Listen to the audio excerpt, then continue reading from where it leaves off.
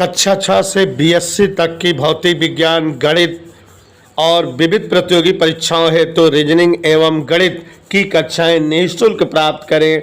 इन कक्षाएं निःशुल्क वीडियो देखें और पढ़ें अर्जुन स्टडी चैनल के द्वारा।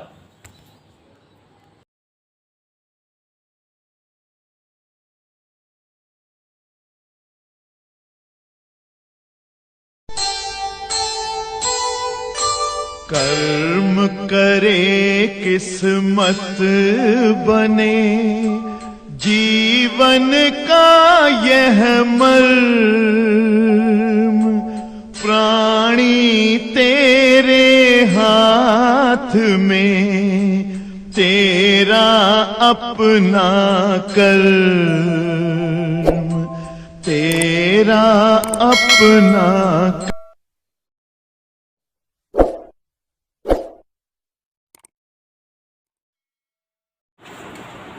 इलेक्ट्रोस्टैटिक फोर्स और Coulomb force for multiple of charges. आवेशी निकाय या बहुल आवेशों के मध्य लगने वाला वैद्युत बल या इस जो है बल को प्राप्त करते हैं हम अध्यारोपण सिद्धांत से, तो इसलिए हेडिंग का नाम यह भी होता है कूलाम नियम या कूलाम बल हेतु अध्यारोपण का सिद्धांत। Superposition principle for Coulomb's force, Coulomb बल के लिए अध्यारोपण का सिद्धांत। ठीक है, superposition principle for Coulomb's force, Coulomb बल के लिए अध्यारोपण का सिद्धांत। या electrostatic force for multiple of charges, आवेशी निकाय, आवेशी समुदाय, आवेशी परिवार, जो भी कहो, के बीच लगने वाला वैद्युत बल। देखो बेटा, आप लोगों ने कूलाम का नियम पढ़ा जो कि किन्हीं दो आवेशों के बीच लगने वाले वैद्युत बल को बताने वाला नियम था। आपको हमने इस नियम को वेक्टर तरीके से लिखना बताया। आपको बताया कि वायु या निर्वात में स्थित किन्हीं दो आवेशों के बीच लगने वाला वैद्युत बल F 1/4πε0 के Q1 Q2/r² होता है। चूंकि ये वैद्युत बल का मान है और बल जो है सुरहाना जी एक सदिश राशि, वेक्टर राशि होती है, तो वेक्टरों को प्रकट करने का तरीका भौकाली बताया हूं कि परिमाण भी जरूरी होता है, साथ साथ बगल में दिशा की जरूरत होती है। और हम लोग जो है आमतौर पर दिशा के लिए यूनिट वेक्टर का प्रयोग करते हैं। कोई जो है अक्षर लिखकर उसके ऊपर कैप लगा देते हैं जो दिशा बताती है। तो अब अगर कूलाम बल को वेक्टर तरीके से प्रकट करना हो या रिप्रेजेंट करना हो तो तरीका है वेक्टर F इक्वल, क्या इक्वल, वेक्टर F इक्वल 1/4πε0 के Q1 Q2/r² into are cap. Into क्या होता है, आर कैप यहाँ दिशा बताने के लिए है। और इस तरह से जो है कूलाम बल को वेक्टर तरीके से प्रकट किया जाता है। अब आप एक क्वेश्चन मन में लाओ कि अगर कोई दो आवेश हैं तो उनके बीच जो बल लगता है उसे हम कूलाम के नियम द्वारा निकाल सकते हैं। वेक्टर F बराबर 1/4πε0 के Q1 Q2/r² लिख सकते हैं। लेकिन मान लो अगर कहीं पर बहुत सारे आवेश हो, 10-20 आवेश रखे हो, कई आवेश रखे हो स्वाति ने, माने बहुत सारे आवेश हो, आवेशी निकाय हो। निकाय का मतलब फिजिक्स में परिवार, परिवार को फिजिक्स की भाषा में निकाय कहा जाता है। आवेशी निकाय माने आवेशों का परिवार, आवेशों का झुंड, आवेशों का समूह हो, माने ढेर सारे आवेश हो, बहुल आवेश हो, चाहे जो कहो सबका मतलब एक ही है, बहुल आवेश, आवेशी निकाय, आवेशी परिवार, आवेशी समुदाय, आवेश का ग्रुप, चाहे जो। तो जब अगर ढेर सारे आवेश हैं तो उनके बीच वैद्युत बल कैसे निकाला जाएगा? आप केवल दो आवेशों के बीच लगने वाले वैद्युत बल का सूत्र, तरीका, सिस्टम पढ़े हैं ना, लेकिन अगर बहुत सारे आवेश हो तो उनके बीच वैद्युत बल कैसे निकालोगे? यही तो चीज जो है नहीं पता आपको। तो इसे ही निकालने का हम तरीका आपको बताने जा रहे हैं कि जब कई सारे आवेश हों और उनके बीच का वैद्युत बल निकालना हो तो वो कैसे निकलेगा, और वो जिस विधि से निकलता है उस विधि को हम अध्यारोपण सिद्धांत कहते हैं। तो मैं एक बड़ा बढ़िया एग्जाम्पल समझा दे रहा हूँ, वही एग्जाम्पल आप दिमाग में फीड किए रहोगे तो कूलाम बल का अध्यारोपण सिद्धांत जान जाओगे। इसके बाद इस चैप्टर में वैद्युत क्षेत्र की तीव्रता पढ़ाऊंगा, तो वहां बेटा जो तीव्रता वाला वर्ण रहेगा उसके लिए भी अध्यारोपण सिद्धांत है। तो बस इसी तरह से वहां भी बता लोगे, एक पंथ दो काज। क्या काज? माने एक चीज पढ़ोगे तो दो जगह की चीजें क्लियर हो जाएंगी, आ जाएंगी। तो पूछो कैसे? तो अब जो है कूलाम बल कई सारे आवेशों के बीच कैसे निकाला जाएगा, यह सिस्टम बता रहा हूँ। देखो बच्चों, अगर मान लो हम कहें कि चलो बच्चों गर्मी की छुट्टी है, कहीं आपको घुमा दें, कहीं जो है पहाड़ी स्थल, चलो मसूरी ले चलें और सबको जो है चलो मसूरी घुमा के लाएं और जो है थोड़ा सा एंजॉय भी हो जाए और गर्मी की छुट्टी जो है अच्छे से बीते, 2-3 दिन का टूर बना दें। तो जब 2-3 दिन का टूर बनाएंगे तो निश्चित तौर पे वहाँ आने जाने खाने पीने का खर्च लगेगा। तो हम लोग चाहेंगे कि सभी से जो है कुछ एक निश्चित अमाउंट जमा कराएं और उसके बाद उसी पैसे को लेकर के वहाँ खर्च करो। तो अब जब जो है आप लोगों से कहा दिया जाए कि भाई आप सभी लोग जो है कुछ न कुछ पैसा दीजिए और फिर इकट्ठा करके हम उसी हिसाब से जो है खर्च करेंगे, एडजस्ट करेंगे। तो सभी लोग हमको ला ला के पैसा दोगे, हम दिमाग लगा लें कि सब जने से जो है वसूल है। दिमाग लगा दें कि आप ही बच्चे जितने हो उसी में किसी एक को मॉनिटर बना दें, मेन बच्चा बना दें। माने इतने सारे बच्चे हो, एक बच्चे को हमने मेन कर दिया। अब सारे बच्चे ला ला के पैसा उसी को देते जाओगे। रामलाल भी लैन दे देन, उनका श्यामलाल दे देन, हरियऊ करियऊ गोरियऊ सब उन्हें ला ला पैसा दें। और हमका वो जब सब जने उन्हें ला ला पैसा दें, उनके पास पैसा इकट्ठा बा और हमका लाज दे दें, हमका आराम से पता लग जाए कि टोटल सारे बच्चों ने कितना पैसा दिया, मालूम पड़ जाएगी नहीं। तो सभी बच्चों का जो पैसा का कलेक्शन है कैसे जो है मालूम चल जाएगा। सारे बच्चों में किसी एक बच्चे को क्या कर दिया मैंने, मेन बच्चा मान लिया, प्रमुख बच्चा मान लिया, मॉनिटर मान लिया और कह दिया कि भाई सब जने अलग अलग आपन आपन पैसा लाए ला ही के लगे दे दे, एकरे लगे जौन इकट्ठा हो जाए वह हम जाना पूरा सामूहिक टोटल पैसा यार वह हमें कहीं जाता है। मतलब जैसे आप सब आवेश हो, AN-Q1, AN-Q2, AN-Q3, Q4, Q5 डट डट डट पूरा इतना आवेश है और सब के बीच कितना वैद्युत बल कितना ताकत है ना पता बा।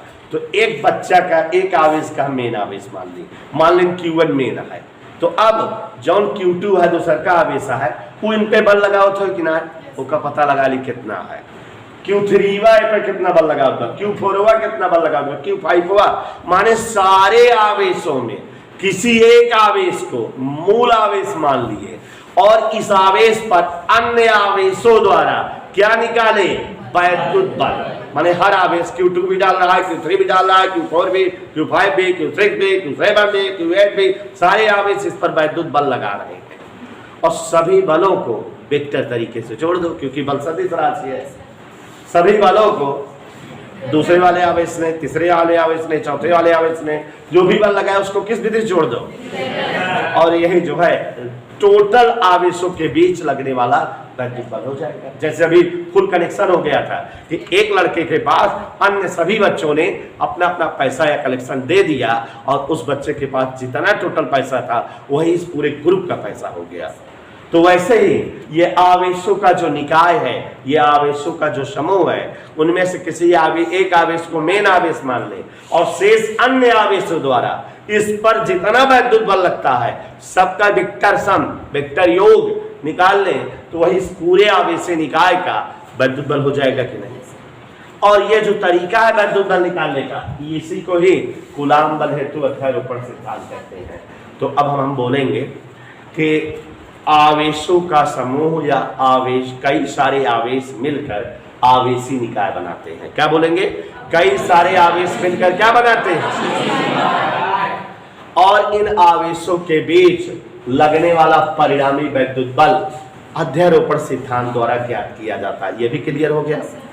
अब अगर सारे आवेश Q1 coulomb, Q2 coulomb, Q3 coulomb, Q4 coulomb dot dot dot Qn coulomb के हैं तो इन आवेशों के बीच शामिलात वैद्युत बल निकालने हेतु तो हमने Q1 आवेश को जो है मूल आवेश मान लिया, शेष अन्य आवेश द्वारा इस आवेश पर लगाए जाने वाले वैद्युत बलों का वेक्टर योग ज्ञात कर ले तो वही जो है समस्त आवेशों के बीच लगने वाला परिणामी वैद्युत बल होगा। और ये जो तरीके से हमने आवेशों के बीच का वैद्युत बल निकाला, इसे ही अध्यारोपण का सिद्धांत कहते हैं। हमने आपको बताया कि 2014 तक ये हमारी बुक में हेडिंग नहीं थी, 2015-16 से ये हेडिंग शामिल हुई है, कूलाम बल हेतु अध्यारोपण का सिद्धांत। और जब अब ये शामिल हुई, अब पुराने टीचर नहीं पढ़े हुए हैं, तो ज़्यादातर मोस्टली पुराने टीचर नहीं पढ़ाते सब टॉपिक, तो अब जो है ये टॉपिक इंपॉर्टेंट हुआ। और आप ये दोनों टॉपिक, कूलाम के नियम का जो वेक्टर स्वरूप पढ़ाए थे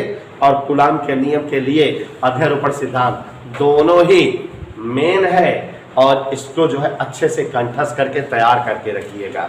कूलाम के नियम का वेक्टर स्वरूप हमने बहुत बढ़िया से समझाया था, तो अब समझ में आया। कई सारे अगर आवेश हो तो उन आवेशों के बीच वैद्युत बल कैसे निकाला जाएगा? सारे आवेशों में एक आवेश को और शेष अन्य आवेश द्वारा उस आवेश पर लगने वाले वैद्युत बलों को ज्ञात करेंगे और उन सभी बलों का क्या निकाल लेंगे? वेक्टर योग। वही समस्त आवेशों के बीच का वैद्युत बल या परिणामी बल होगा। इधर क्लियर? अब देखो जरा, मान लेते हैं आवेशी निकाय बना हुआ है, माने बहुत सारे आवेश हैं। यहाँ एक आवेश मान लिए Q1 कूलाम का है, एक आवेश यहाँ Q2 कूलाम का है, एक आवेश Q3 कूलाम का है, एक आवेश Q4 कूलाम का है, एक आवेश Q5 कूलाम का है, ऐसे ही एक आवेश जो है Qn कूलाम का है। ऐसे कुल ढेर सारे आवेश रखे हुए हैं, माने ये आवेशों का क्या है? निकाय। इधर क्लियर? और बेटा ये जो आवेश Q1 है, इसकी जो है Q2 तक की दूरी मान ले R1 है। कितना दूरी मान लिए? Q1 से Q2 तक की दूरी कितना मान लिए? ऐसे ही Q1 से Q3 तक की दूरी मान लेते हैं R2 है। Q1 से Q4 तक की दूरी R3 मान ले रहे हैं, दूरियां नहीं पता है। Q5 तक की दूरी मान लेते हैं R4 और Qn तक की दूरी Rn। -1 एक कम हो जा रहा है, देखो 5 पे 4 है, 4 पे 3 है, 3 पे 2 है, 2 पे 1 है, एक कम हो जा रहा है कि नहीं? मानने को आप चाहे जो मान लो, XYZ मान लो कि दूरियां X है, Y है, Z है, A है, B है। इधर क्लियर? यहाँ क्या माने हैं? Q1, Q2, Q3, Q4, Q5 dot dot dot ऐसे बहुत सारे Qn कूलाम आवेशों से मिलकर बना एक क्या है? आवेशी निकाय। चित्र समझ में आया? मान लिए कि आवेश Q1 की Q2 से दूरी, Q3 की Q1 से दूरी, Q4 की Q1 से दूरी, ऐसे ऐसे Qn की R1 से Q से दूरी। ठीक। अब बेटा इकाई सदिश मानो, Q2 से Q1 की ओर इकाई सदिश R, Q2 से Q1 R21 कैप इधर, ऐसे 2 से 1 की ओर R21 कैप। यह दूरी क्या मान लें?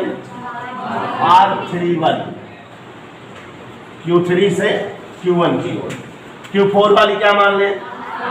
4-1, 4 से 1 की ओर। 5-1, यहाँ N1। सबकी दिशा देख रहे हो? ये थोड़ा सा और मान लिए ना, मान लिया Q2 से Q1 की ओर इकाई सदिश क्या है? R21। आप लोग थोड़ा दूर दूर बड़ा बड़ा बना दीजिएगा, हमारी हेडिंग की वजह से दूर नहीं, हम यही चीज यहाँ लिखते, यहाँ ऐसे दूर दूर फैला करते, आप लोग दूर दूर लिख देना। तो देखो जरा क्या बता रहे हैं, देखो कि Q2 से Q1 की ओर इकाई सदिश कैप, Q3 से Q1 की दूरी R2 है और इकाई सदिश R31 कैप है। दोनों बात समझो, Q4 से Q1 की दूरी R3 है और इकाई सदिश क्या है? R41 है। समझ में आया? सारे आवेश के बीच लगने वाला परिणामी वैद्युत बल ज्ञात करना है।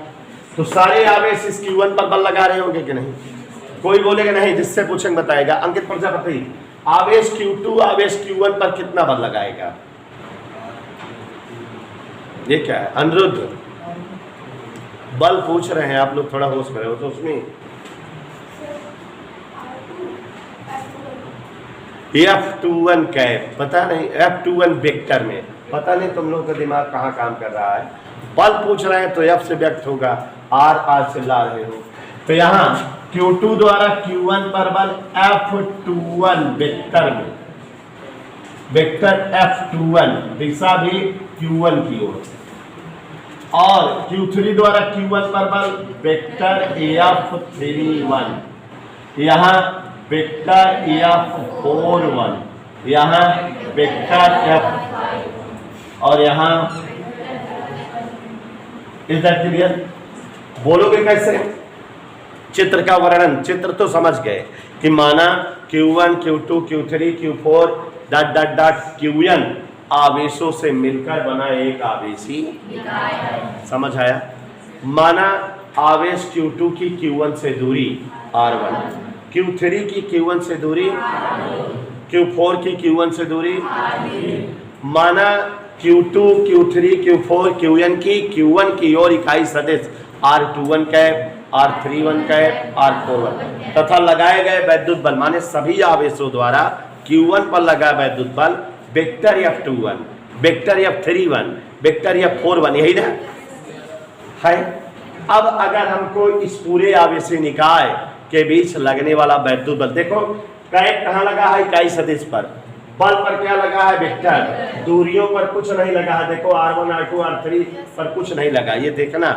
तो अब अगर हम इन आवेशों के मध्य लगने वाला संपूर्ण वैद्युत बल जानना चाहें तो कैसे निकलेगा? आपको पता है अध्यारोपण सिद्धांत कहा है कि संपूर्ण वैद्युत बल वेक्टर या बराबर समस्त बलों का वेक्टर योग, माने Q2 द्वारा Q1 पर जो बल लगा है प्लस Q3 द्वारा जो Q1 पर बल लगा है प्लस Q4 द्वारा जो Q1 पर बल लगा है,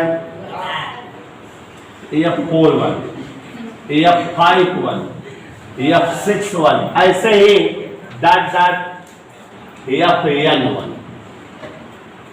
कोई डाउट? यही तो अध्यारोपण सिद्धांत है। अध्यारोपण सिद्धांत क्या बताए? आवेशी निकाय के मध्य लगने वाला वैद्युत बल किसी एक आवेश पर अन्य आवेशों द्वारा लगने वाले वैद्युत बलों का वेक्टर योग होता है, यही तो बताया। तो जैसे Q1 से लेके Qn तक आवेश है, तो आवेश Q1 पर से सभी आवेशों द्वारा लगे वैद्युत बलों का वेक्टर योग उस निकाय का परिणामी वैद्युत बल होगा। तो अब परिणामी वैद्युत बल निकालना है तो शेष सभी आवेशों द्वारा आवेश Q1 पर लगने वाले वैद्युत बलों का योग निकाल ले रहे हैं। तो देखो F21 F31 F41 सबको वेक्टर सिस्टम में जोड़ दे रहे हैं। तो यहाँ गौर से देखिए जरा, वेक्टर F बराबर सबकी वैल्यू रख दे रहे हैं। वेक्टर F21 की वैल्यू कोई बोले नहीं सोच में, F21 वैल्यू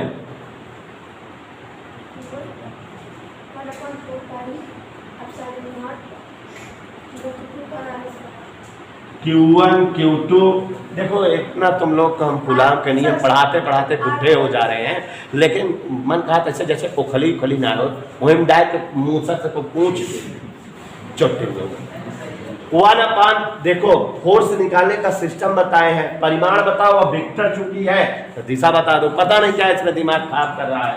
1/4πε के Q1 Q2 बता, यहाँ दूरी R1 है तो R1 स्क्वायर और इंटू इकाई सदिश, देखो यहाँ से यहाँ की ओर R21 का है। सिंपल फंडा एकदम, पता नहीं इसमें कौन सा दिमाग लगाना पड़ रहा है, सीखिए भाई कब बोल पाओगे। प्लस F3N1 के बारे में बताना है, तो 1/4πε के Q1 Q3 और यहाँ की दूरी R2 है इंटू यहाँ इकाई सदिश। क्या डाउट है? कोई समस्या? फिर यहाँ F3N1 वाला निकालेंगे या F41 वाला, 1/4πε के Q1 Q4 R3 square R41 का है। क्या डाउट है? Plus dot dot dot 1 last वाला 4πε के Q1 Qn अपान R N1 माइनस, और यहाँ इकाई सदिश N1 का है, यही तो सब वैल्यूज रख दिया, हम लोग जानते हैं सब वैल्यूज रखना, आसानी से रख लिए। और गौर फरमाइए, कॉमन दिख रहा है, कॉमन ले लीजिए। वेक्टर एफ वैसे यहीं छोड़ दो, आंसर हो गया। अब इसको घेर देना है, हम उतना बड़ा नहीं ले जा रहे, या ऐसे लिख देना वेक्टर एफ बराबर कॉमन ले लो 1/4 पाई एप्सिलॉन नॉट के Q1 कॉमन, अंदर जो बचे Q2 अपान R1 square R21 cap, Q3 अपान R2 स्क्वायर R31 कैप।